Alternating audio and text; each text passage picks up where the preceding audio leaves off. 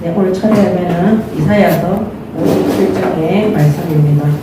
이사야서 57장 15절의 말씀을 다 같이 합독하도록 하겠습니다. 지극히 존귀하며 영원히 거하시며 거룩하다 이름하는 이가 이와 같이 말씀하시되 내가 높고 거룩한 곳에 있으며 또한 통회하고 마음이 겸손한 자와 함께 있나니 이는 겸손한 자의 영을 소생시키며 통회하는 자의 마음을 소생시키려 함이라. 아멘. 오늘 말씀의 제목은 이스라엘의 폐역과 하나님의 은혜입니다. 이스라엘의 이 폐역은 바로 우상숭배입니다. 하나님을 믿는다고 하지만 하나님보다 다른 것을 사랑하고 다른 것을 믿고 의지하는, 결국 그것이 사회적인 범죄로, 타락으로, 부패로 하나님과 원수지간이 되는, 그러므로 나중에는 하나님 앞에 심판과 징계를 받게 될 것을 명령하고 있습니다. 그래서 구원받는 성도들은 항상 죄악을 두려워할 줄 알아야 됩니다. 죄를 두려워하지 않는 자, 그 죄는 사람에게 짓는 죄도 있지만은 하나님 보시기에 제약된 것들 속에 우리가 들어가지 않도록 날마다 아이고 죄가 무서워라, 이게 아닙니다. 그 제약이 나에게 와서 나의 습성이 되고 그 제약된 길을 가는 것을 즐기고 그거를 두려워하지 않는 그런 상태가 되면 하나님도 두려워하지 않는 아주 폐역하고 폐륜적이고 사회적으로, 성적으로, 도덕적으로 타락할 뿐만 아니라 그것이 범죄로까지 연결되어지는 완전 부패 속에 들어가게 되는 것입니다. 그래서 하나님을 두려워하는 자들은 하나님의 선하심과 하나님의 공의로우심을 아는 자들은 죄악을 두려워합니다.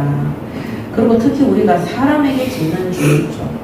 이 하나님이 우리를 직접 창조하셨어요. 하나님의 것이에요. 하나님의 형상대로 창조되어진 하나님의 것을 우리가 괴롭히고 그 다음에 갈구고 혹은 그 사람들을 박해하거나 그렇게 했을 때 하나님은 악인을 향해서 낯을, 의인을 향해서 눈을 이렇게 말씀하신 것처럼 그들에게 반드시 의인을 박해한 그 악인들에 대한 제약을 물으시는 겁니다. 그래서 믿지 않는 불신자들도 사회의 법을 통해서 악한 일을 행하는 자들을 법적으로 처리하지 않습니까? 그게 하나님이 세상을 움직이는 방법인 겁니다. 하나님의 은혜로, 하나님의 공의로 구원받은 우리가 이 죄로 말미암아 영원히 죽을 수밖에 없고 영원한 저주 아래 완전히 지옥 권세 아래 잡혀서 우리의 영혼까지 완전히 이거 영생하는 영혼이잖아요.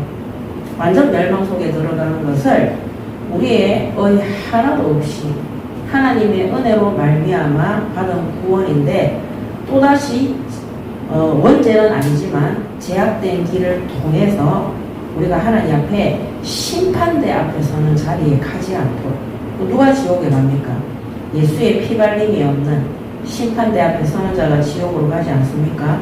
그래서 우리가 이 땅에서도 하나님 앞에 심판받고 징계받는 자리에 성도들이 들어가지 않도록 그렇게 하나님 앞에 오늘 말씀을 받으시고 우리가 남은 인생 동안 일평생 동안 제약된 길을 가지 않고 하나님께서 기뻐하시는 의의 길, 선한 길, 하나님의 뜻이 이루어지는 길로 쓰임받고 가는 여정, 인생이 될 수 있도록 날마다 하나님 앞에 엎드리시고 겸손의 자리에서 하나님의 은혜를 구하시기 바랍니다. 아멘. 자, 그래서 오늘 이사야서 57장은 지난주에는 이스라엘의 파수꾼들, 영적 지도자들, 사회 계층들에 대한 하나님의 심판이었다면 오늘 이 57장은 이스라엘 전체 공동체를 향한 하나님의 심판입니다. 그래서 공동체 전체가 부패한 거죠. 공동체 전체가 우상 숭배하고 하나님 앞에 죄악된 길을 가는 것을 말하고 있습니다.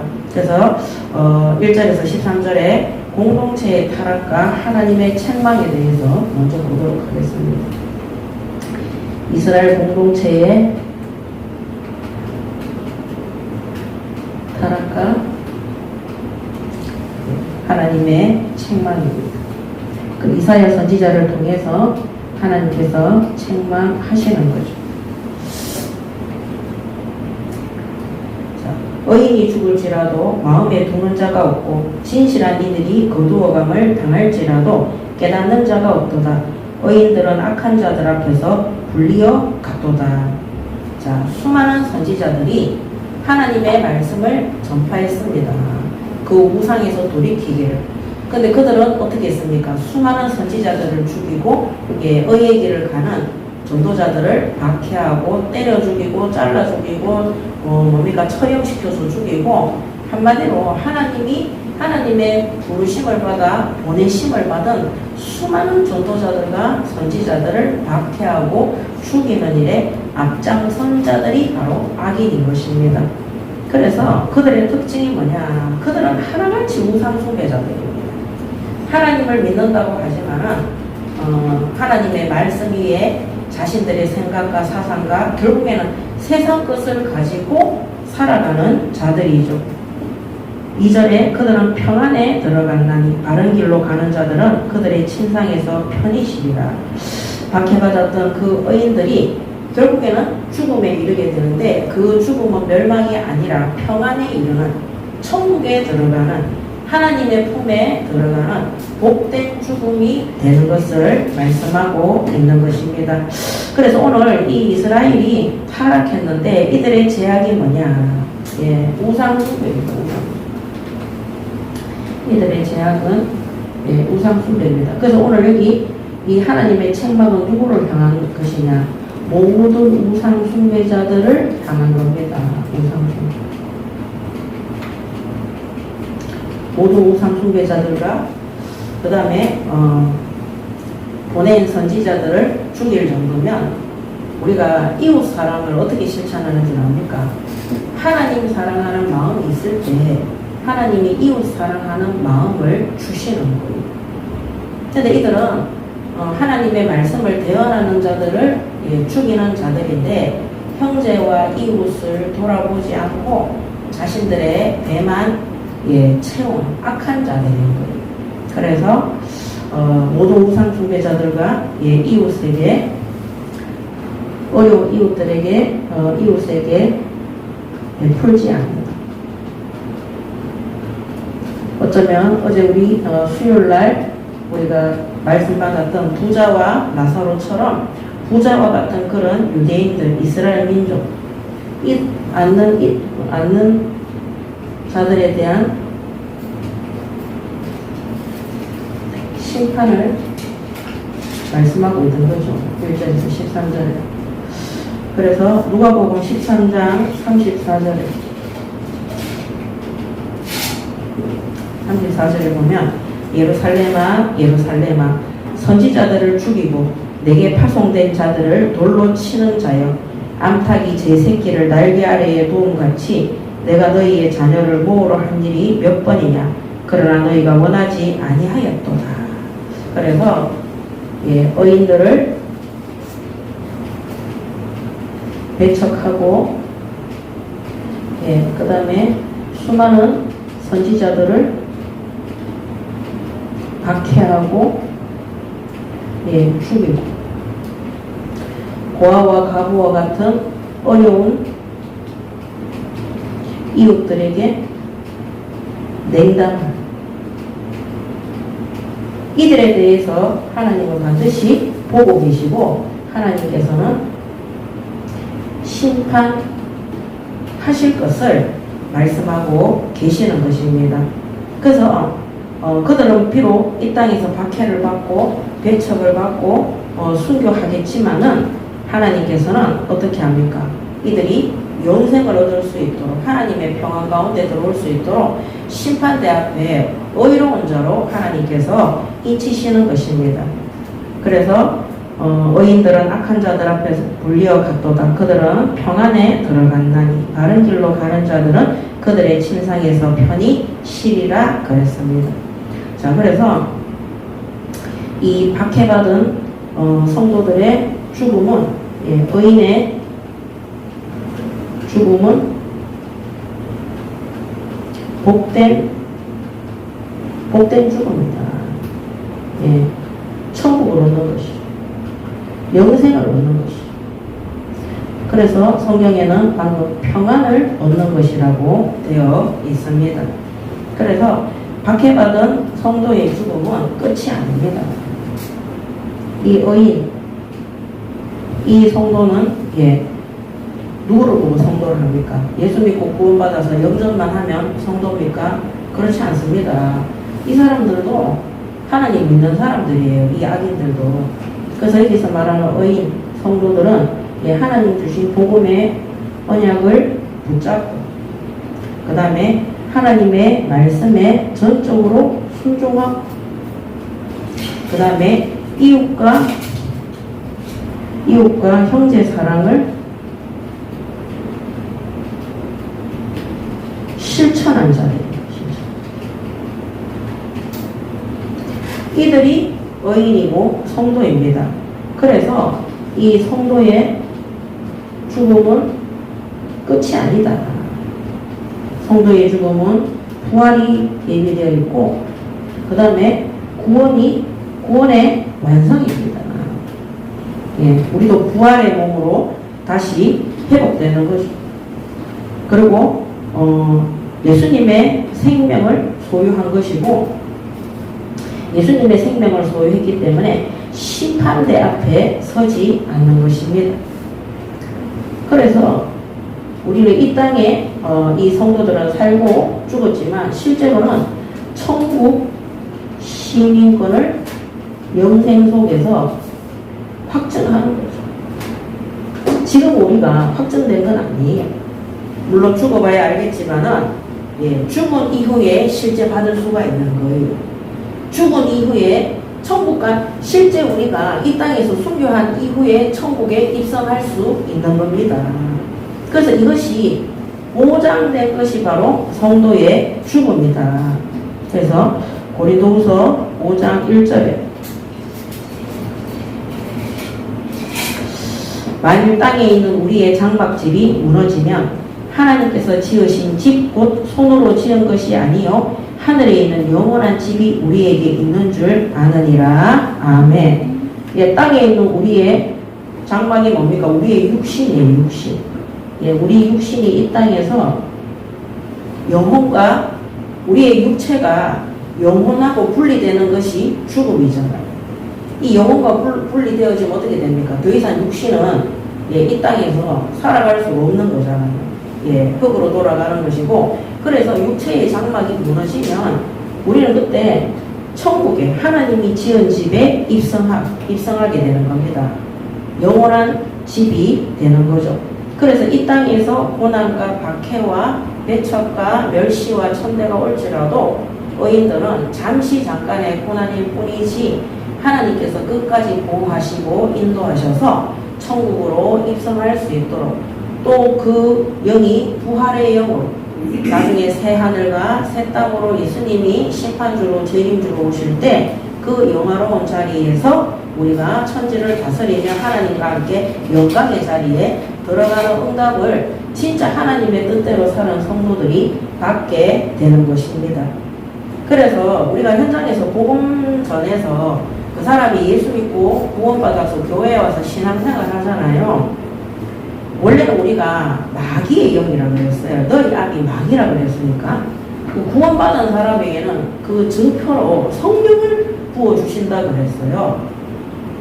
그래서 우리가 생각해 봐야 되는 게, 내가 예수 믿고 구원받았는데 악한 행실이나 악한 행위를 하는 것들이 여전히 똑같다.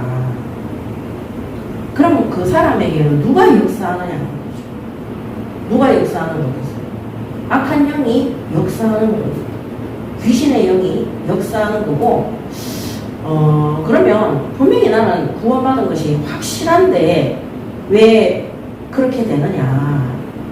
뭔가에 내가 잘못돼 가고 있는 거예요.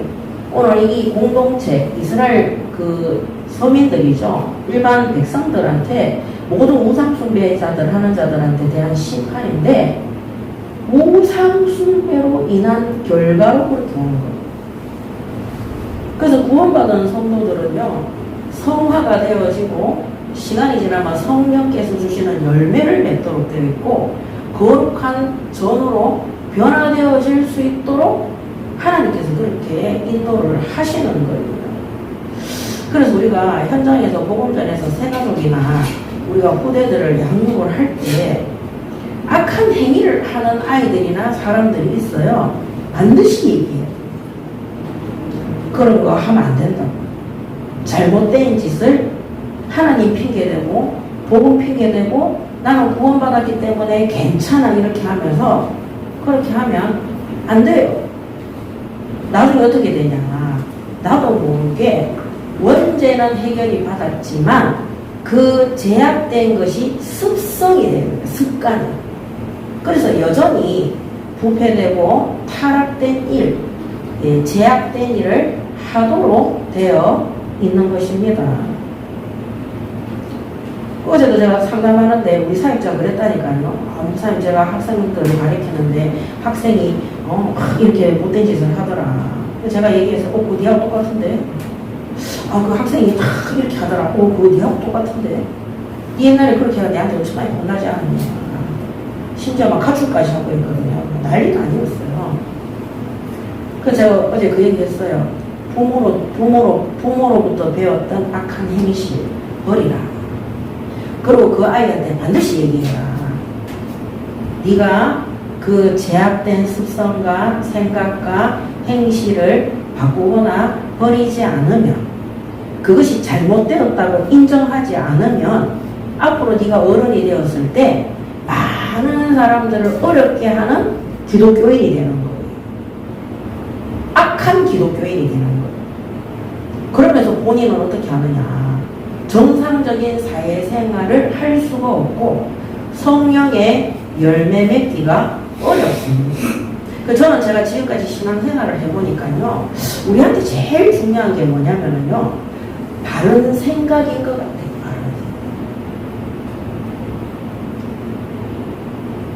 그 바른 생각을 하기 위해서 지금은 제가 그런 메시지 안 하는데 제가 이 목회를 하면서 교육자 생활을 하면서 정말 너무 많은 성도들이 하나님에 대해서 틀리게 생각하고 있는 거예요. 왜 틀리게 생각하느냐? 그 사람들이 읽은 성경책이 다른 출판사에서 나와서 그러냐? 아니면은 뭐 다른 교재를 봐서 그러냐? 그런 게 아니에요. 근본 생각 자체가 삐뚤어져가 있는 거예요. 그거를 바로잡고 교정시키지 않으니까 어떤 결과가 딱 오냐면 주일날 예배를 드리는데 내가 생각하는 것만 응답받는, 내가 생각하는 대로 되는 그것만 응답이라고 생각을 하는 거예요. 그러니까 하나님이 주시고자 하는 말씀이 중요한 게 아니라 하나님이 주시는 그 말씀 속에서 내가 이루고 싶고 내가 원하고 싶은 그 메시지만 응답이라고 생각하고 편식하고 편애하고 차별하는 거예요. 그러니까 우리가 편식하고 편애하고 차별하면 정상적으로 성장할 수 없잖아요. 그러니까 삐뚤어지도록 성장을 하게 되는 거죠. 근데 하나님은 살아계시잖아요. 그런 불의한 생각을 가지고 틀린 생각과 계획을 가지고 예배하는 자들에게 하나님은 오늘도 이사야 선지자를 통해서 이 우상숭배하는 모든 사람들에게 경고의 메시지를 지금 주는 것처럼 강단에서 그 사람들 신하는 메시지가 나와요. 저도 그런 메시지 심부름을 정말 많이 했어요. 그럼 어떻게 하냐, 다 삐져요. 다 기분 나빠해요. 그래서 나중에 제가 안 되겠다 싶어가지고 초창기에 그 메시지를 5, 6년 동안 계속 했어요. 내 생각은 틀렸다고 생각해요. 들어보셨죠? 정말 많이 했어요. 내 생각은 하나도 맞는 게 없다. 내 생각은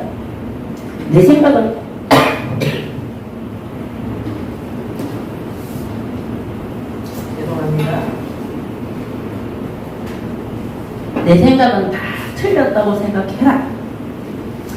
그렇게 하지 않으면은요, 어떻게 해서든지 내가 원하는 것에 퍼즐을 맞추어서 예배를 드리기 때문에 최고의 우상 숭배를 누가 하느냐? 구원받은 성도가 예배 자리에 와서 하나님께 경배하지 않고 내가 원하는 것을 얻기 위한 그 물욕과 종욕과 세상 타락을 위해서 예배하고 경배하는 거예요. 그러니까 그거는 하나님께 경배하는 것이 아니라 우상 숭배하는 거하고 똑같은 거거든요. 그래서 오늘 이 의인들은 흔들릴 필요가 없는 것이 뭐냐, 하나님께서 이것을 약속에 넣으신 것을 믿는다면 박해와 정말 이런 고난이 그 당시는 괴로운 거는 맞아요. 근데 솔직히 말해서 걱정할 필요가 없는 게 그들이 그것 때문에 박해나 어려움 때문에 두려워한단 말이에요. 근데 오늘 고린도 누가복음 13장 34절에 예루살렘아 예루살렘아 선지자들을 죽이고 내게 파송한 자들을 돌로 치는 자여 하나님은 다 알고 계십니다. 그러면서 암탉이 제 새끼를 날개 아래 모음같이 내가 너희의 자녀들을 보호를 한 일이 몇 번이냐. 하나님이 지키시고 보호하시고 인도하시는. 그래서 의인들은요 박해 속에서도 하나님의 보호를 받아요. 고난 속에서도 하나님의 인도를 받도록 되어 있습니다. 그렇지만 악인들은 반드시 하나님께서 심판을 하시는 겁니다. 그래서 의인들을 배척하고 죽이기도 하지만 그들이 이렇게 하지만 하나님은 그들을 버려두지 않고 반드시 심판한다는 겁니다. 그래서 그 사역자가 그 학생들이 그렇게 애를 먹일 때 본인도 마음이 힘들겠죠. 힘들죠. 애들이 막 말 안 듣고 막 대변들고 대적하고 이렇게 하니까. 그러면서 그러더라니까요. 정말 옛날에 내 모습을 보는 것 같아요. 제가 그때 그 학생하고 똑같이 우리 교회 전도사님들한테 대적하고 덤벼들고 악한 행실을 할 때 정말 너무 죄송하고 미안하고 내가 참 할 말이 없다고 이렇게 얘기를 하더라고요. 그래서 제가 뭐라고 했냐면 그래 꽃이다. 하나님은 살아계셔서 네가 그때 행했던 그 악행들을 사실은 네가 사역하는 그 현장에 그런 학생들을 통해서 원수 갚으시는 거다. 그래서 불신자들도 그 얘기한다. 여러분들도 다 아는 얘기예요. 딸이나 아들이 너무 말을 안 들으면 부모가 뭐라 합니까? 너 나중에 결혼해서 꼭 네 같은 거 놓으라고 그렇게 얘기해요. 근데 그런 거 태어나요 안 태어나요? 태어나요. 그 누가 그렇게 하시느냐? 하나님께서 그렇게 하시는 거예요. 그래서 우리가 복음 가지고 하나님 나라 일을 심부름할 때 우리의 악한 생각과 제약되고 부패된 마음을 돌이켜서 회개하고 하나님 앞에 엎드리지 않으면요, 그거를 쭉 가지고 어른이 되고 날이 든 사역자가 그 모습 그대로 뭐하느냐, 복음 전해요. 그러면 그런 사람의 모습을 보고 누가 예수를 믿겠어요? 악한데.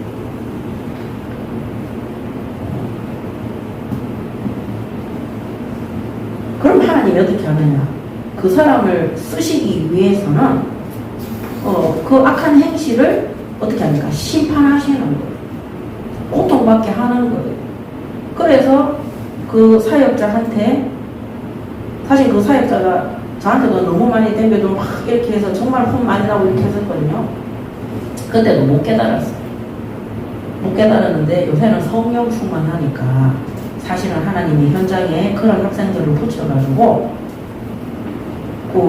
제가 얘기를 사실 상담을 받았어요. 사역에 상담을 하는데 그 학생이 이렇게 하고 이렇게 했어요. 그거 니인데 네 옛날에 하던 행실인데 이 학생은 또 이렇게 그 완전 니다. 그래서 이야 꽃이다. 네 옛날에 그렇게 하면서 정말 사역자들 힘들게 하고 애먹이더니 그대로 하나님이 돌려주시네. 그래서 하나님의 눈은 의인을 향하시고 하나님의 낯은 악인을 향하신다. 이래 얘기했는데 하나도 기분 나쁘게 생각 안 하더라니까요. 기분 나쁘게 생각 안 하고 다 이래 얘기하더라니까요. 목사님, 사실은 제가 그 아이들을 보면서 내가 옛날에 사역자들한테 이렇게 했구나. 진짜 너무 미안하고 죄송하고 회개하게 되더라는 거예요. 그래서 그게 성령 충만인 거예요. 악인의 잘못을 얘기했을 때 악인이 하나님 앞에 회개하고 돌이킬 때 하나님의 은혜와 회복이 약속으로 주어지는 거예요. 오늘 뒷장에 다 나와요. 그래서 사실 제가 어제 그 얘기하면서 되게 감사했어요. 그래서 의인의 죽음은 복된 죽음이다. 우리가 이 땅에서 박해를 받고 고난을 받고 사람들이 전도자들을 욕을 해도 괜찮습니다. 하나님 앞에 하나님께서 다 심판하시고 하나님은 영생을 주시고 천국 시민권 확정되어질 수 있도록 사실은 우리가 고난받는 것 같지만 이 땅에서 끊임없이 하나님의 보호와 인도를 이 의인들이 성도들이 받고 있기 때문에 시간이 지나면 하나님께서 다 알아서 심판하시고 인도하시고 회복시켜 주시고 해주시는 것입니다. 그래서 이 사실을 모르는 자들이 누구냐? 영적으로 죽은 상태 속에 있는, 교회는 다니지만 불신자처럼 살아가는 그런 사람들인 거예요. 고린도후서 4장 10절에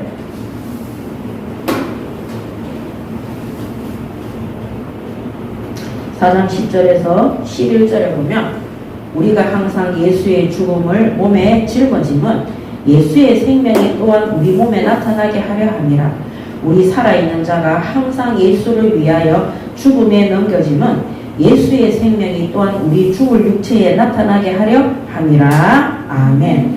그래서 이거는 천국 시민권이라는 건 예수의 생명이 우리를 통해서 나타나는 증거입니다. 그래서 예수님의 생명을 소유한 자들에게 주시는 영생인 거예요. 이 천국이. 그래서 이 생명을 소유하지 못한 자들은 영적 죽은 상태, 한마디로 영적으로 부활하지 못한, 한마디로 지옥 권세 아래, 저주 아래 들어가는 상태가 되는 것을 말씀하고 있는 것입니다. 자, 그러면서 3절에 보면 무당의 자식, 간음자와 음녀의 자식들아 너희는 가까이 오라. 너희가 누구를 두려워하느냐? 누구를 향하여 입을 크게 벌리며 혀를 내미느냐? 너희는 폐역의 자식, 거짓의 후손이 아니냐? 너희가 상수리 나무 사이 모든 푸른 나무 아래에서 음욕을 피우며 골짜기 가운데 바위 틈에서 자녀를 도살하는 거다. 자, 오늘 여기에 방금 무당가, 간음가, 음녀의 자녀들하고 하나님의 심판의 대상들, 이들의 타락과 하나님의 책망입니다. 3절에서 13절까지 보면, 그래서 3절에서 9절에는 이들에 대한 행위가 나옵니다. 3절에서 9절. 그래서 상수리 나무 아래에서, 우상 숭배하는 그 나무 아래에서 성적인 관계를 맺는 거. 이때 이게 누가 이렇게 하냐면 이스라엘 민족이 이렇게 하는 거. 이방의 우상 숭배자들이 하는 거고, 그럼 뭐 몰렉신 이런 것들한테 그 몰렉신의 그 사이에 불을 피우면서 불 가운데 자기 자녀들을 갖다 바치는 거. 이걸 누가 하느냐?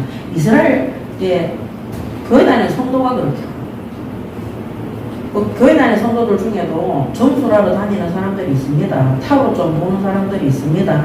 오늘의 운세 보는 사람들이 있습니다. 하나님의 말씀보다 세상의 신문이나 세상의 뉴스나 세상 사람들의 말, 세상의 모든 상황을 따라가는 사람들이 있습니다. 그리고 여기 6절에 보면 골짜기 가운데 매끄러운 돌들 중에 내 몫이 있으니 그것들이 곧 내가 제비 뽑아 얻은 것이라. 또한 내가 전제와 예물을 그것들에게 드리니 내가 어찌 위로를 받겠느냐. 이 돌을 갖다가 있잖아요. 돌을 갖다 갖고 와서 돌을 갖다가 섬기고 예배하고 제사하는 거예요. 근데 우리나라도 이거 해요. 그 제가 결혼을 했는데 우리 시어머니가 전라도에 어느 산에 가면은 돌이 있대요. 내 머리통보다 약간 큰 돌인데 거기에 사람들이 우상 숭배하려고 줄이 쫙 서가 있대요. 그래서 그 돌 앞에 서서 손으로 빌고 기도하고 원하는 소원을 빌면 그 소원을 그 돌이 이루어지면 아무리 들으려고 해도 돌이 안 들린대요. 그거 이제 응답인 거예요. 그 소원을 들어준다는 것이. 그 다음에 안 들어주는 사람은 그 앞에서 기도하고 소원을 말하고 돌을 딱 대면 돌이 딱 들린대요. 그 돌고 유명해요.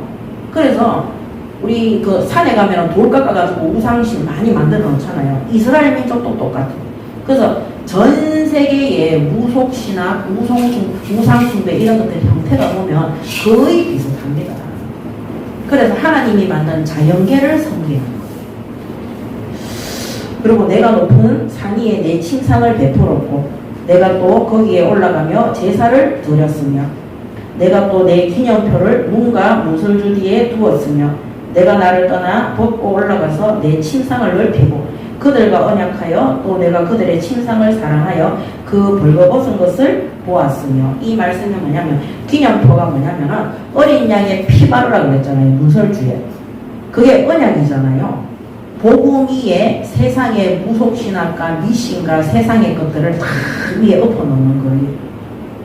그러니까 한마디로 나는 성도다 하면서 하나님의 말씀을 따라가는 것이 아니라 세상의 미신과 풍속과 세상의 그런 방향들을 따라가는 것을 말씀하고 있는 겁니다. 그래서 이스라엘 민족은 신명기 6장에 하나님의 말씀을 사랑하라 했고 기록하라 했고 너희 집 앞 문패에 붙이라고 했기 때문에 그 문패에다 문설주에다 다 붙여놨어요. 고리에다가 부적 붙이는 거예요. 우상 숭배자들이 하는 그 부적이나 그들의 행위들을 다 갖다 붙이는 겁니다. 그래서 하나님이 이사야 선지자를 통해서 너희들은 무당의 자식이고 가는 자와 음녀의 자식들이다. 한마디로 우상 숭배하고 타락하고 이방의 모든 것들을 갖다가 교회 안에 끌고 들어와서 껍데기는 십자가를 달고 있지만은 실제로는 그곳이 우상 숭배하는 신전이다. 이 말입니다. 그러면서 9절에도 내가 기름을 가지고 몰래기가 나아가되 향품을 더하였으며 내가 또 사신을 먼 곳에 보내고 스월에까지 내려가게 하였으며 그래서 이들이 몰래신에게 또 제사 지내 그거를 위해서 사신을 보내기도 하고 완전 부패, 완전 타락 한두 사람만 그래 하는 게 아니라 이스라엘 공동체 전체가 우상 숭배를 하는 겁니다. 자, 그러면서 10절에 내가 길이 멀어서 피곤할지라도 헛되다 말하지 아니하면 내 힘이 살아났으므로 쇠약하여 지지 아니하리라. 내가 누구를 두려워하며 누구로 말미암아 놀랍기에 거짓을 말하며 나를 생각하지 아니하며 이를 마음에 두지 아니하였느냐. 내가 나를 경외하지 아니하면 내가 오랫동안 잠잠했기 때문이 아니냐. 이 공의를 내가 보이리라. 내가 행한 일이 내게 무익하니라. 10절에서 11절 또 12절에서 13절 12절에서 내 공의를 내가 보이리라. 내 행한 일이 내게 무익하니라. 내가 부르짖을 때에 내가 모은 우상들에게 너를 구원하게 하라. 그것들은 다 바람에 날려가겠고 기운에 불려갈 것이로되 나를 의리하는 자는 땅을 차지하겠고 나의 거룩한 산을 기업으로 얻으리라. 그래서 결국에는 이들이 행한 모든 우상 숭배가 무당의 자녀와 가늠한 자의 자녀와 음녀의 자녀들처럼 완전 부패, 완전 타락 속에 그냥 이스라엘 민족이 우상 숭배했구나 이게 아니라 구체적으로 아주 실질적으로 세상 가운데에서 우상 숭배자들과 부패하고 타락된 자들의 행위를 그대로 다 하고 있다는 겁니다. 근데 이게 이사야 선지자 시대뿐만이 아니라 오늘날 이 시대에도 교회가 세상에서 하는 거 다 하고 있어요. 예. 그래서 교회를 갖다가 기업이라고 얘기하죠. 교회가 헌금을 통해서 돈 벌어들인다고 하죠. 온갖 음행과 타락과 로비와 예, 그 모든 것들을 엄청나게 많이 하잖아요. 그래서 왜 목사님인데 저는 이제 여자니까 그럴 일은 없겠지만 왜 남자 목사님들은 성적인 타락을 하느냐? 우상 숭배하니까. 우상 숭배의 결과로 따라오는 것이 죄악입니다. 사람이 자기도 모르게 범죄하도록 되는 거예요. 그래서 여러분들이 나에게 있는 악한 습관들이 있다. 잘못된 악한 행실들이 있다. 죄악된 것들이 있다. 그거를 하나님한테 고쳐달라고 기도하지 말고 내가 하나님보다 무엇을 더 사랑하고 하나님보다 무엇을 더 믿고 의지하고 섬기는가 그것을 놓고 기도하시고 한번 분별해 보시기 바랍니다. 아멘. 저는 지금까지 상담을 많이 했잖아요. 신앙생활이 안 되는 사람들이 정말 많아요. 근데 끝까지 고집을 피우고 끝까지 자기 것을 주장하는 사람들을 못 말립니다. 그게 하나님의 뜻이 아닌데 하나님의 뜻 되도록 만드는 거예요. 그래서 저는 지금까지 이 사역을 하면서 참 안타까운 학생 한 사람이 나이가 20살 넘어가지고 이렇게 하는 거는 어쩔 수가 없지만 옛날에 우리 교회에 그 6살 남자아이인데 군대 귀신 들려가지고 자폐기를 가지고 온 애가 있었어요. 여러분들도 아시잖아요. 제가 걔 와서 한 달도 안 돼서 귀신 들렸는 거 알았어요. 교회를 모태신앙이에요. 그 엄마 아빠가 막 엄청나게 예배하고 기도하는 셈인데 모르는 거예요. 주일학교 선생님도 몰라요. 담임 선생님도 몰라요. 저는 왔는데 3일 있으니까 알겠던데 그거는 사람의 눈이 아니에요. 그 행위와 행동이 사람이 정상적으로 그냥 조용병이다 이게 아니에요. 악한 영을 보고 거기에 완전히 정신이 사로잡힌 상태예요. 그 혼이 사로잡힌. 우리가 그때 우리 교회가 성도수는 얼마 안 되지만 릴레이 기도를 계속 했잖아요. 한 달 만입니까? 귀신 끝났어요. 한 달 걸렸어요? 한 달인가? 3개월 안에 끝났어요. 군대 귀신 끝났어요. 정말 있잖아요. 6살밖에 안 됐잖아요. 걔가 가지고 있는 이런 자폐성이나 그 자폐 스펙트럼 이런 거 있어요. 저는 그 부모가 있잖아요. 조금만 욕심을 내려놓고 하나님 앞에 자기들의 뜻을 조금만 내려놓고 정말 엎드리잖아요. 걔 그렇게 안 돼요. 걔요 영적으로 악령에게 잡혀있는 거 해결받았거든요. 정신적인 거는요 6살밖에 안 됐기 때문에 완전 치유는 제가 장담은 못하겠지만 정말 일반적인 학교 생활을 할 수 있도록 얼마든지 회복할 수 있어요. 왜냐면 사역자들이 우리가 8명인가 7명인가 붙었어요. 그 부모까지 합치면 10명이에요. 근데 안 돼요. 이 아이가 이 영적인 문제 딱 해결되고 난 다음에 이 엄마가 아이한테 악한 현실을 계속 가르쳤어요. 이게 7살, 6살에서 괜찮아져가 7살 되고 일을 하는데요. 딱 사람 간을 보고요. 판단을 하고요. 그 다음에 공격을, 이게 있잖아요. 부모가 안 멈춰요. 아이 생각은 절대 안 하는 거예요. 제가 이 얘기를 왜 하냐면요. 저는 우리 큰아들이 4살, 5살, 6살까지 자폐였어요. 제가 성교원에 6살에 보내는데요. 성교원쌤이 카드라니까요. 이 아이 이상하다. 성교원에 보내지 말라고 그랬어요. 원래 동그라미 미술학원 보냈는데 거기서 잘렸거든요. 그때는 제가 불신자 때였고 예수 믿고 난 다음에 성교원쌤이 나보고 기도하자고 그랬어요. 제가 모든 거를 내려놓고 하나님 앞에 엎드렸어요. 6살 때 발견했는데 7살 때 깨끗하게 나섰어요. 정상적으로 초등학교 다 들어갔다니까요. 어느 정도로 불안과 두려움과 괴로움이 많았느냐. 입만 열면 부정적이고 나는 안 돼, 나는 할 수 없어, 나는 이게 노래였어요. 얘는. 근데 옛날에 우리 교회에서도 걔도 맨날 그랬잖아요. 안 돼, 막 이렇게 했어요. 우리 애도 그랬어요. 저하고 저희 남편은 하나님 앞에 납작 엎드렸어요. 자식이 그런데 한 번도 욕심을 부려본 적이 없습니다. 그래서 제가 지금도 얘는, 왜냐면 걔는요 우리 아들은 그 문제 끝났어요. 근데 얘는요 평생 그렇게 살아야 되는 거예요. 평생. 지교에 사역하는데 교회도 그 지교에 우리 못 오게 해요. 거기에. 그 아이를 갖다가 우리가 돌봐주는데 기분 나빠해요. 사역자가 딱 사역자 두세 명을 따로 그 아이한테 붙어가 사역을 했어요. 안 돼요. 엄마가 계속 방해. 왜냐면 자기가 영광을 받아야 되기 때문에.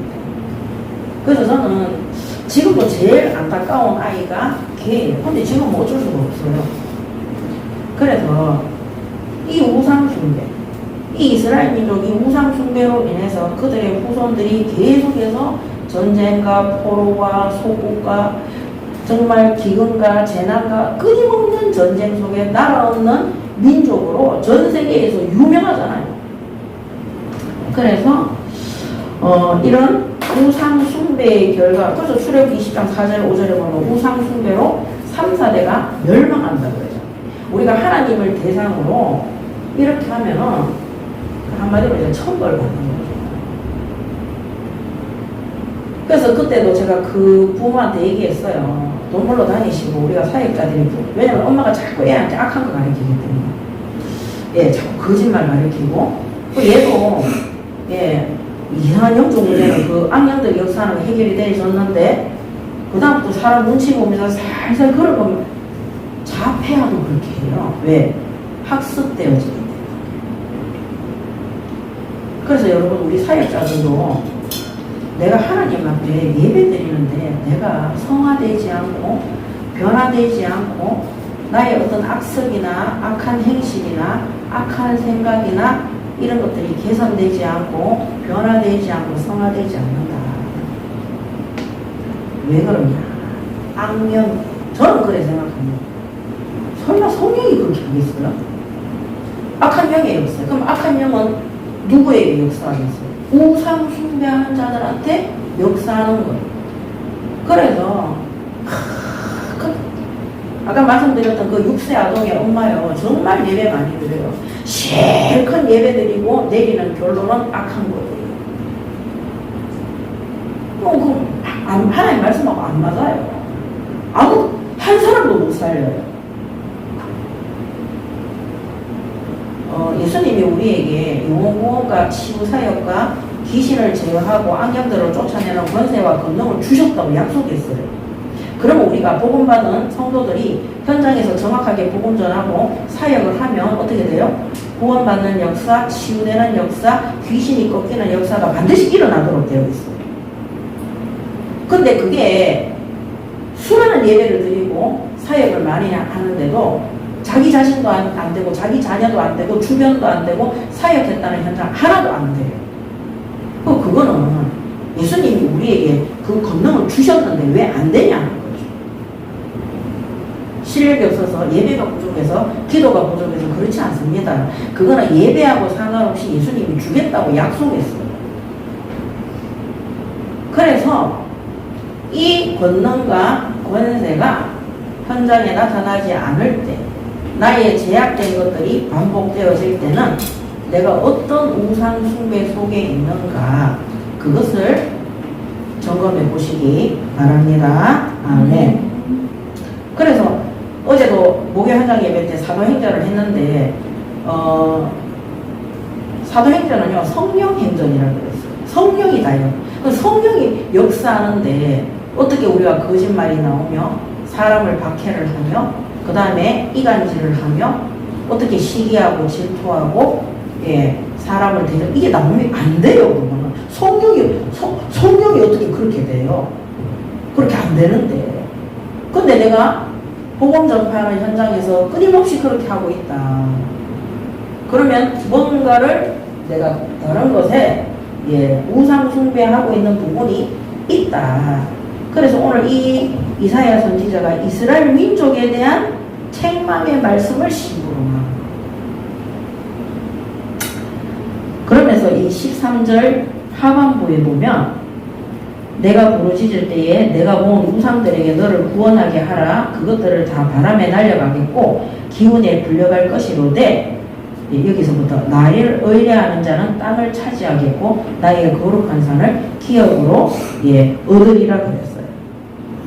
결국에는요, 네가 섬겼던 그 우상들한테 가서 너가 원하는 거 해달라고 부르짖으라 하면서도 하나님은 뭐래요? 회개하고 돌아오기를 원하십니다. 이 속에서도 하나님은 회개를 촉구하시는 거예요. 그래서 사실은 우리가 하나님의 이 은혜가 아니면 진짜 구원받기도 어렵고요. 이렇게 우상 숭배하고 이렇게 타락하고 부패하고 온갖 점술과 정말 온갖 이 악한 행위를 하는 이 이스라엘 민족에게도 누가 먼저 손을 내미느냐? 하나님은 책망과 함께 이들이 회개하고 돌이키기를 원하시는 겁니다.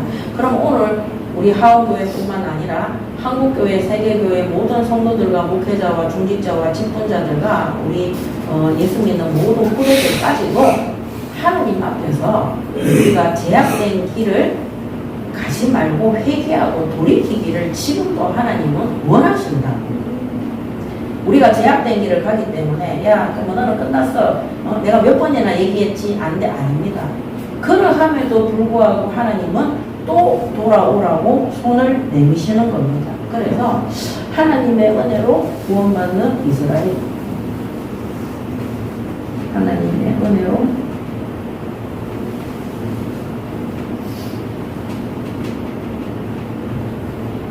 왜 그렇습니까? 이스라엘 유다 민족을 통해서 예수님이 오셔야 됩니다. 이 유대 땅을 시작으로 해서 이 천국 복음이 땅끝까지 증거되어져야 하기 때문에 하나님의 최종 목표는 뭡니까? 인류가 하나님 앞에 회개하고 돌이켜서 구원받는 것입니다. 하나님이 만든, 하나님이 창조한 내 새끼들을 하나님은 안 버리시는 거예요. 끝까지 찾아오는 거예요. 우리 아이가 유괴당했다. 잘됐다. 이참에 새로 만들어서 다시 새로 키우지 뭐 이거 아닌 거예요. 그러니까 하나님은 전 세계 85억 인구가 한 사람 한 사람 다 하나님이 다 빚으신 존재들이에요. 우리를 하나님이 다 만들어. 그러니까 하나님이 결코 포기하지 않는 겁니다. 14절에서 19절.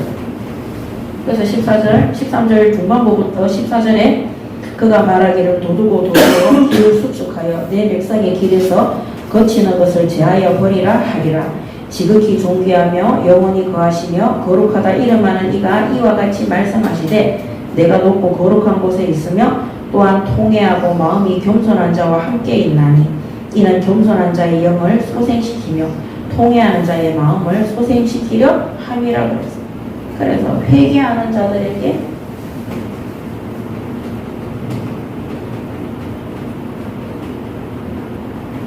통회하고 이 겸손하게 내려오는 자들에게 하나님 어떻게 합니까? 소생하게 하십니다. 다시 하나님께서 마치 집 나간 탐자가 돌아왔을 때 그 모든 것들을 회복시켜 주신 것처럼 하나님께서 회개하고 겸손의 자리에 돌아갈 때 그들의 영을 소생시키고 그들의 마음을 소생시킬 것을 약속하시는 것입니다. 자, 그래서 어떻게 소생시켜지느냐? 오늘 하나님의 말씀을 듣는 자들은 이 말씀을 통해서 내 자신의 오늘도 이사야 선지자가 말씀을 전달하잖아요. 말씀을 통해서 나 자신의 참 모습을 깨닫게 돼요. 그래서 우리가 하나님 말씀 들을 때 현장에서 복음 전파할 때 나도 저 사람처럼 저런 죄인이었다는 것을 깨닫게 돼요. 내가 지금 누구를 욕할 입장이 못 돼. 내가 저 사람 나쁘다고 말할 수 있는 입장이 못해. 알고 보면 나는 저 사람보다 더한 사람이야. 근데 그게 하나님의 말씀을 통해서 내 마음이, 내 영이 소생되어 그 깨닫게 되는 거예요. 그 내 자신이 이 영적 각성을 하게 되는 거죠. 각성하게 되는 거예요. 이 양심, 정말 이 양심이 하나님이 이 최소한의 양심으로 막 깨닫게 되는 거죠. 그래서 우리가 하나님이 언제 소생시킨다고요? 통회하고 겸손의 자리에 놓으라고. 정말 내가 하나님의 말씀을 받으면서 울면서 통곡하면서 통회한다. 통곡하면서 회개한다. 하나님 정말 제가 잘못한 것 같아요. 하나님 제가 시작한 자였던 것 같아요. 하나님 제가 불신자들이 하는 그대로 내가 하면서 복음 전한다고 전도한다고 제가 했습니다. 하나님 제가 하나도 하나님 사람처럼 안 살면서 하나님 뜻대로 안 살면서 막 전도한다고 제가 사람들한테 악행을 일삼았습니다. 하나님 저를 용서하여 주시옵소서. 하나님 저는 진짜 악한 사람입니다. 하나님 제가 정말 죄인 중에 그래서 바울이 자기는 죄인 중에 개소라고 그랬죠. 그렇게 통회하며 하나님 앞에 완전 엎드려지는 겸손의 자리에 들어오는 것. 내 자신이 막 각성하는 거죠. 그럴 때 하나님이 내 영이 소생되어지고 내 마음이 다시 살아나요. 예, 다시 모든 죄악 가운데에서 우리가 해방받는 하나님이 선한 마음을 주는 역대로부터 악한 자들이 하나님 앞에 쓰임받은 전례가 없습니다. 악한 일을 행하다가 부르심을 잊고 그들이 통회하고 자복하고 하나님 앞에 엎드려서 새 사람이 되어서 쓰임받는 경우는 많습니다. 대표적인 사람이 바울 이런 사람들이죠. 그래서 우리가 우리의 악한 행실과 우상 숭배하는 그런 교만의 자리에서 복음 전한다. 있을 수 없는 일입니다. 그래서 저는 나는 꿈이 세계복음하다. 나는 진짜 전도 선교하고 싶다. 이러면서 현장 가서 단 한 명한테도 하나님이 복음 전하지 못하도록 그 입을 딱 닫는 거를 정말 많이 봤습니다. 왜 그러냐면 하나님이 안 써요. 우리가 현장에서 전도 많이 하고 저 사람 대단하다 하는데 그 사람이 대단한 게 아니라 그냥 하나님 쓰시는 거예요. 토기장이가 큰 그릇, 작은 그릇, 봉지 그릇 만들 수 있거든요. 깨끗해야 되는 거. 예수님은 선하시고 깨끗하시고 악한 것이 없다 그랬어요. 흠이 없다 그랬어요. 그렇다고 우리가 이 땅에서 제약된 길에서 떠날 수 있도록 내가 하나님보다 더 사랑하고 믿고 의지하고 제약된 행실들을 버릴 수 있도록 하나님 앞에 말씀을 통해서 나 자신을 볼 수 있어야 돼요. 내가 얼마나 악한 자이기에 단 한 사람도 살릴 수 없단 말이에요. 단 한 사람도 치유가 안 된단 말이에요.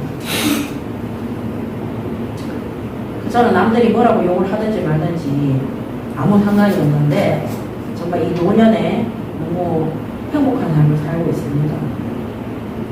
왜 행복한 삶이냐?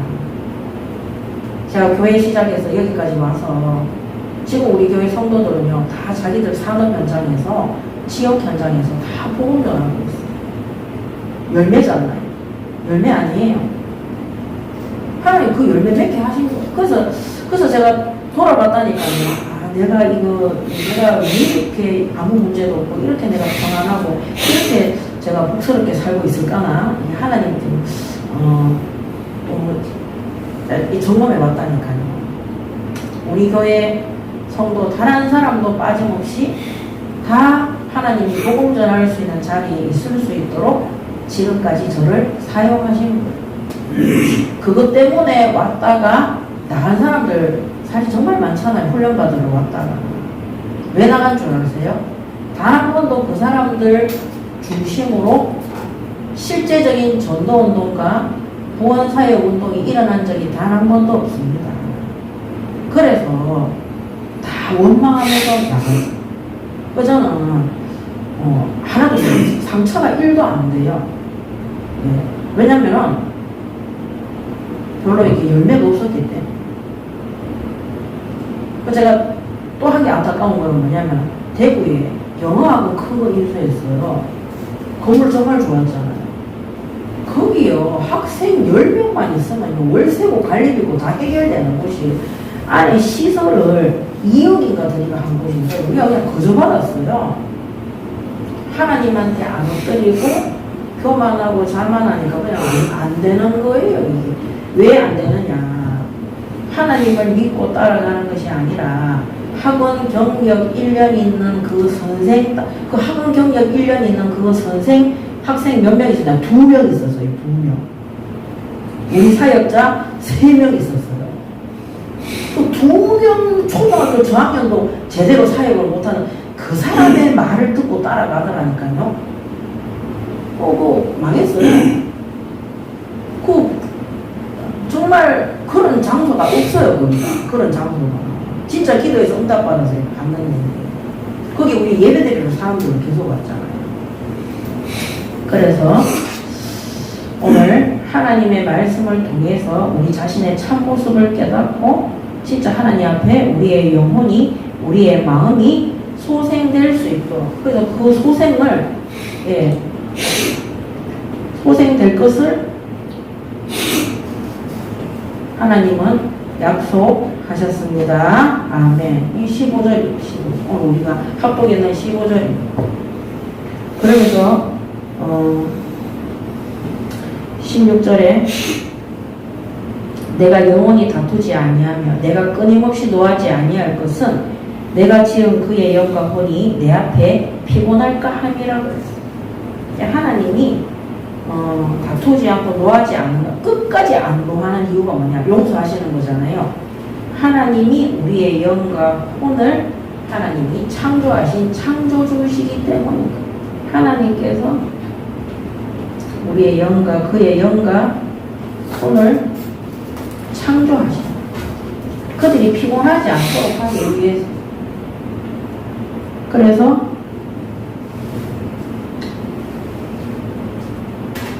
하나님께서는 우리의 부모가 되십니다. 이 부모가 참는 것처럼 부모의 마음으로 끝까지 성도들을 포기하지 않는 겁니다. 그 17절에 그의 탐심과 제약으로 말미암아 내가 노하여 그를 쳤으며 또 내 얼굴을 가리고 노하였으나 그가 아직도 패역하여 자기 마음의 길로 걸어가도다. 마치 탐자가 아비를 버리고 패역해 도망간 것처럼, 자기 살 길로 갔는 것처럼 이 패역한 이스라엘지라도 하나님께서는 어떻게 합니까? 진노하셔서 심판하셨을지라도 그들을 포기하지 않으시는 겁니다. 그래서 하나님께서 18절에 보면 내가 그의 길을 보았은즉 그 길이 탐심과 제약이라고 했어요. 패역한 길이. 그를 고쳐줄 것이라. 그를 인도하여 그와 그를 슬퍼하는 자들에게 위로를 다시 얻게 하리라. 패역할지라도 하나님은 다시 고치실 것을 약속하십니다. 왜냐하면 하나님이 우리를 창조한 아버지 되시기 때문입니다. 그러면서 19절에 입술의 열매를 창조하는 자 여호와가 말하노라. 먼데 있는 자에게든지 가까운 데 있는 자에든지 평강이 있을지어다 내가 그를 고치리라 하셨느니라. 아멘. 입술의 열매를 창조한 하나님은 입술의 열매 반드시 말씀 그대로 성취하시는 분입니다. 그래서 고쳐주리라. 하나님께서 이 패역하고 부패된 속에 있는 이 이스라엘, 이 음녀와 같고 이 무당의 자식과 같고 이 간음자와 같은 이 이스라엘이 정말 회개하고 통회하고 겸손히 돌이킨다면 하나님께서 그들을 끝까지 인도하시고 고쳐주실 것을 오늘 말씀으로 약속하고 계시는 것입니다. 이게 17절에서 19절인 겁니다. 그래서 오늘 왜 하나님이 이 말씀을 주셨냐? 하나님이 쓰시기 위해서는 제약과 함께 동행해서는 사용할 수 없다는 겁니다. 그래서 우리가 아무리 악한 제약이 있을지라도, 아무리 하나님 보시기에 내가 내 양심으로 생각해도 이건 진짜 잘못된 것 같다, 두려워하지 마시고 하나님 앞에 통회하며 나오시기 바랍니다. 아멘. 그러면 하나님께서 고쳐주시고 회복시켜주시고 모든 것들을 다 주실 것을 다시 한번 말씀으로 약속하시는 거예요. 왜? 내가 너희를 창조한, 너희의 혼과 그 영을 창조한 창조주 하나님이시다. 우리를 결코 포기하지 않으십니다. 그래서 결론이, 자, 이렇게까지 하나님이 손을 내밀었습니다. 이 이스라엘의 폐역된 것들을 다 뭡니까? 하나님이 책망하시면서 거기에 대한 심판도 말씀하시고 그들이 회개하고 돌이키며 다시 회복시킬 것을 약속하셨습니다. 오늘 결론입니다. 첫 번째 결론 20절에서 21절.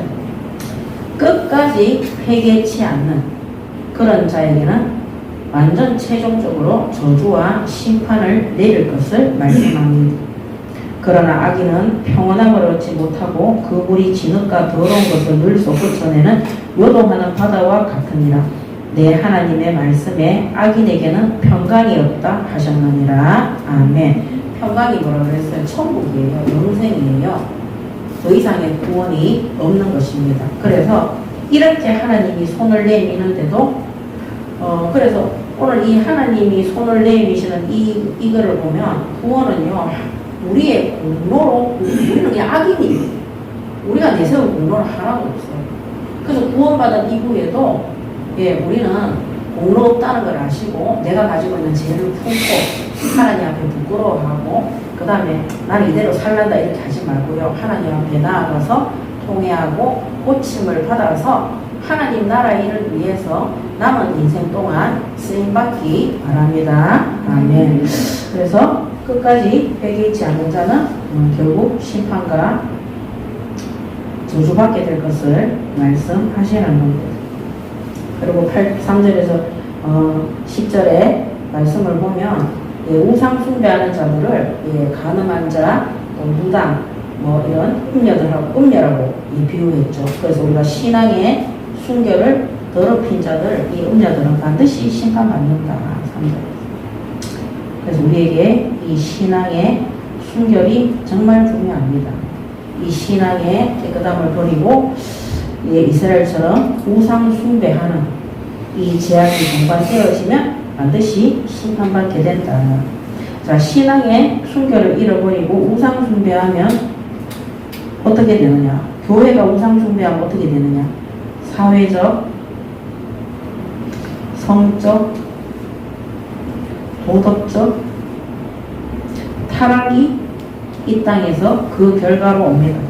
그래서 교회 목사님이 헌금을 횡령했다. 사회적 타락입니다. 우상 숭배의 결과입니다. 성적인 문제들, 저 사람은 성적이고 못 고친다. 우상 숭배, 성적인 타락으로 옵니다. 그 다음에 도덕적 타락, 이런 인간관계에 있어서 이기적이고 개인적이고 악랄하고 악독하고 사역 자체가 안 됩니다.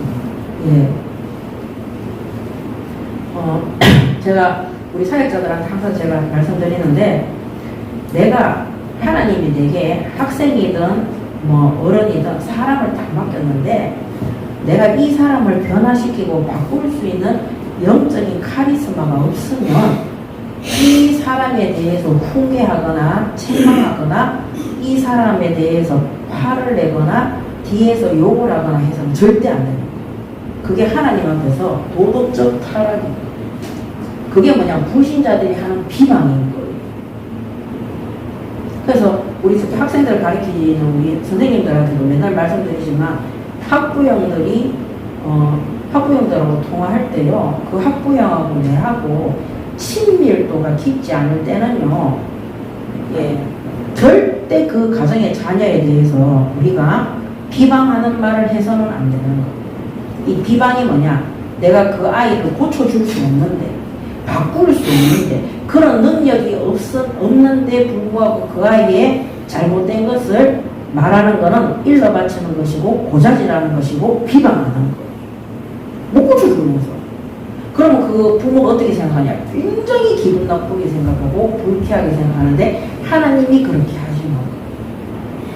그래서 언제 말할 수 있느냐? 내가 그 자녀의 문제를 해결해 줄 수 있을 때, 내가 그 사람을 변화시켜 줄 수 있을 때, 치유해 줄 수 있을 때, 그걸 네가 어떻게 아느냐? 왜 몰라요? 현장 가서 사역하면 이 학생이 나를 만났는데 매주 바뀌는데 그걸 왜 몰라요? 애가 다른 사람이 되는데 그 애가 치유되어지고 변화되어졌다는 걸 나보다 부모가 더 잘 알아요. 그때 연락 와요. 선생님, 우리 애가 선생님 만나면 애가 너무 많이 변했어. 애가 눈만 뜨면 학원으로 저 했잖아요. 제가 수업하러 가면 아파트 문 열고 애들이 서가 기다리고 있다고. 선생님 언제 오냐고. 고등학생들은 내일부터 시험인데 오늘도 수업해야 돼. 선생님 와야 자기들이 안정이 되고 수업할 수 있다니 무슨 고등학생이 방문 미술학생 방문 미술 학습지를 합니까? 그 정도로 됐을 때 부모들이 이 아이에 대한 문제에 대해서 내한테 의뢰할 때 제가 이런 부분이 있었다고 얘기하면 100% 수긍합니다. 그래서 그런 영적인 카리스마가 어디에서 나오느냐? 우상 숭배하지 않고 신명기 6장 5절 합니다. 마음을 다하고 뜻을 다하고 힘을 다하여 하나님을 사랑하잖아요. 형제와 이웃을 사랑하는 은혜와 긍휼의 마음을 하나님이 주시는 것. 저는 결벽증 환자예요. 근데 우리 학원에 아니면 우리 학습지 하는 그런 아이들 가정 방문하면 특히 이제 정신적인 장애를 갖고 있는 애들이 되게 안 씻고 지저분하고 냄새가 많이 나요. 어린아이들도. 걔들은 막 특히 막 이 성기나 항문 쪽에 있는 그런 것에 많이 손으로 쪼물락쪼물락 헤엄치고 항상 손에서 냄새나요. 막 꾸룩내 이런 것들. 근데 그런 애들이요 저한테 와서 막 과자 이런 거 짚어서 주고 또 애들이 모질해는 거잖아요. 하나도 믿지 않고 그 냄새가 똑같이 나는데 하나님이 있잖아요. 저한테 정말 이 긍휼한 마음을 주시는 거예요. 그 시간이 지나니까 변화되더라니까요. 그래서 정말 하나님 외에 다른 거 믿지 않고 의지하지 않고 내가 하나님 사랑하고 하나님 믿고 의지하잖아요. 현장에 예수님이 우리에게 주셨던 3가지 권능, 천국 복음을 전파하고 병든 자를 치유하고 귀신을 제어할 수 있는 이 3가지 능력이 반드시 전도 현장에, 왜냐하면 복음 전파는 전도자들에게 주시는 거예요. 저는 현장 가서 복음 전할 때 이 3가지가 반드시 나타났어요. 그래서 그 현장에 부모들이 완전히 하나님 살아계신 걸 믿을 수밖에 없고, 교회를 가면 제가 다니는 교회 올 수밖에 없고, 실제 변화되는 역사가 일어나는 겁니다. 그래서 우리가 이 도덕적 타락, 이 사람에 대해서 우상 숭배하는 자들은 차별하고 멸시하고 그 다음에 갑질이라고 그러죠. 갑질하고 그렇게 합니다. 그래서 제가 옛날에 학원 사역할 때도 선생님들한테 그 얘기했어요. 학부형이 왔는데 그 학부형 앞에서 얘를 갖다가 갈구고 혼내고 화낼 수 있으면 그거는 괜찮을 거예요. 대부분 그렇게 안 해요. 부모님한테는 해요 이렇게 하고 학생한테는 막 이렇게 하고. 그러면 그 아이가 나는 복음 전하는 선생님인데 나를 봤을 때 나를 인간같이 보겠어요? 나를 예수 믿는 사람으로 보겠어요? 하나님도 나를 인간같이 안 봐요. 똑같이 해야 돼요. 똑같이. 차별 없이. 그러면 차별하지 않는 건 누가 더 잘하느냐? 그 아이가 더 잘하요. 우리 선생님은 어른들이 있을 때나 부모가 있을 때나 어디서나 나한테 똑같이 대해주는 신실한 교사예요. 근데 내가 성령 충만하면요, 그 신실성이 항상 유지가 돼요. 내가 그림 잘 가리켜가지고 역사 일어나면 내가 하나님 앞에 바르게 서면 되는 거예요.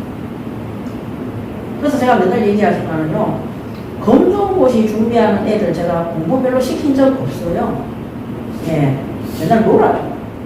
근데 중요한 건 예배부터 가리키고 이 아이들이 공부할 수 있도록 제가 식사라든지 이런 걸 다 제가 제공을 해줘요. 그럼 이 아이들이 스스로 다 해요. 스스로. 문제지 한 것씩만 풀면 돼요. 한 것씩. 중요한 건 뭐냐, 이 펜대를 누가 잡고 있어요? 찍는 거를 하나님이 잡고 있다니까요. 검정고시 하고 가서요, 백날에 찍을 때 하나님이 찍게 하시는 거예요. 찍을 때 하나님의 은혜로 모든 거 응답 받아야 돼요. 공부하는 것도요, 하나님의 은혜로 하는 겁니다. 그래서 이 신앙의 순결을 잃어버리고 우상 숭배하게 되면 사회적인, 성적인, 도덕적인 타락이 반드시 따라온다. 그리고 결론의 마지막 3번째가 뭐냐, 기념표. 잠깐 말씀드린 거 8절의 기념표. 이 기념표 위에다가 우상 숭배자들이 하는 거를 다 덮었다 그랬어요. 그래서 성도들이 하나님 말씀 따라가지 않고, 기념표 따라가지 않고, 말씀 따라가지 않고 세상 따라갈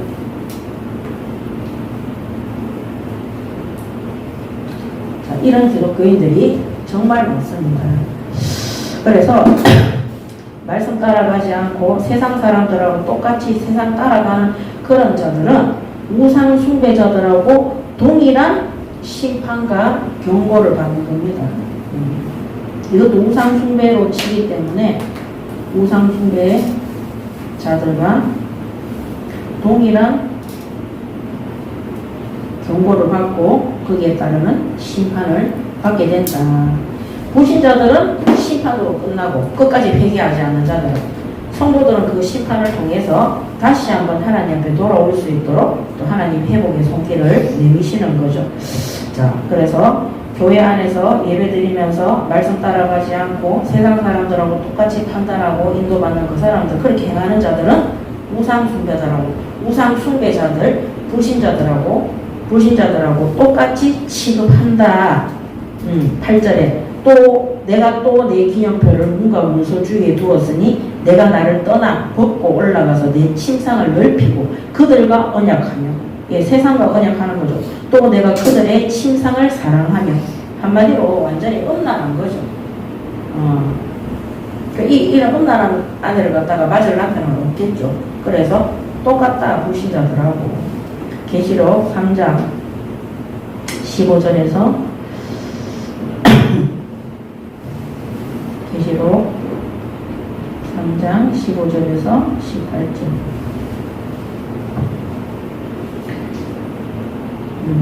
내가 내 행위를 아노니 내가 차지도 아니하고 뜨겁지도 아니하도다. 내가 차든지 뜨겁든지 하기를 원하노라. 내가 이같이 미지근하여 뜨겁지도 아니하고 차지도 아니하니 내 입에서 너를 토하여 버리리라. 내가 말하기를 나는 부자라 부요하여 부족한 것이 없다 하나 내 공고한 것과 가련한 것과 가난한 것과 눈먼 것과 벌거벗은 것을 알지 못하는도다.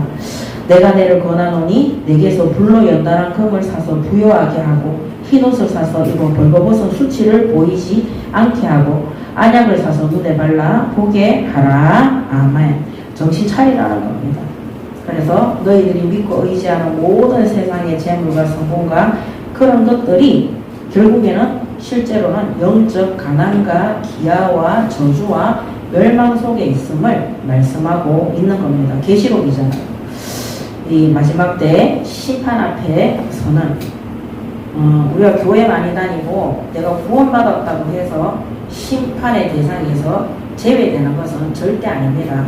천국 가기 전에 반드시 하나님은 거기에 따르는 죄악에 대한 대가를 치르도록 하나님이 하신다는 것. 그래서 항상 하나님 앞에 우리가 점검하세요. 내가 죄를 범하지 않도록, 죄악된 삶을 살아가지 않도록, 내가 하나님 보시기에 복음 전파하는데 부끄러운 자가 되지 않도록, 거기에 쓰임 받는데 나의 더러운 행실, 악한 행실로 말미암아 신앙의 순결을 잃어버리고 내가 우상 숭배자의 자리에 서서 내 마음대로 내 뜻대로 하고 있지 않는지 그것을 진실로 회개하고 돌이킬 수 있도록, 그럼 하나님은 통회하고 회개하는 자에게 마음과 그 영을 소생시키는, 돌아보고 깨닫고 하나님 앞에 다시 회복할 수 있는 기회를 주시는 것입니다. 오늘도 그 응답받는 우리 하원교회 성도분들이 되시기 바랍니다. 아멘. 기도하겠습니다. 하나님 은혜를 감사합니다. 오늘도 주신 말씀 그대로 깨닫게 하시고 오늘도 우리의 양심이 하나님의 말씀을 깨달음으로 통회하며 겸손하며 하나님 앞에 엎드려서 우리의 마음과 영이 소생되어져서 다시 한번 하나님 앞에 회복되어져 하나님 나라에 끝까지 쓰임받고 신부로만한 하나님이 기뻐하시는 올바른 교회와 성도들이 될 수 있도록 축복하시고 인도하여 주시옵소서. 감사드리며 우리 주 예수 그리스도 이름으로 기도드립니다. 아멘.